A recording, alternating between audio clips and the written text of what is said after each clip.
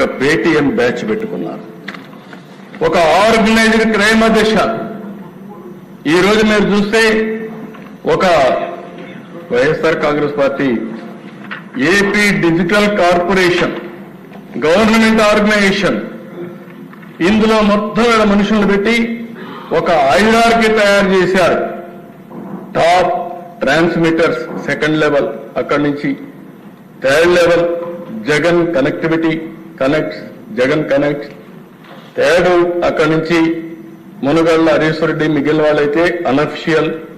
అక్కడి నుంచి various branches చేసేసుకుని వీళ్ళ అడ్రస్లన్నీ కూడా తెలియకుండా ఎక్కడికక్కడ ఇష్టానుసారంగా ఎక్కడెక్కడో కూర్చొని ప్రపంచం మొత్తం పేర్లన్నీ కూడా ఎక్కడికక్కడ షీల్డ్ చేసేసి, అడ్రస్లు షీల్డ్ చేసి ఇష్టానుసారంగా సోషల్ మీడియా వాడే పరిస్థితికి వచ్చారు అధ్యక్ష. అంటే వీళ్ళు అనుకుంటున్నారు, ఒకటే అనుకున్నారు అధ్యక్ష, మేము చాలా తెలివైన వాళ్ళని. ఈరోజు చెప్తున్నా, ఇలాంటి చాలా చూశా. భవిష్యత్తులో ఎవరైనా సరే ఆడబిడ్డల జోలుకొస్తే ఒకటే హెచ్చరిస్తున్నా, ఏం చేయాలో చేసి చూపిస్తాం. అందుకే పటిష్టమైన చట్టాలను కూడా తీసుకొచ్చాం. ఆ చట్టాల ద్వారా అవసరమైతే ఇంకా అధ్యయనం చేస్తాం.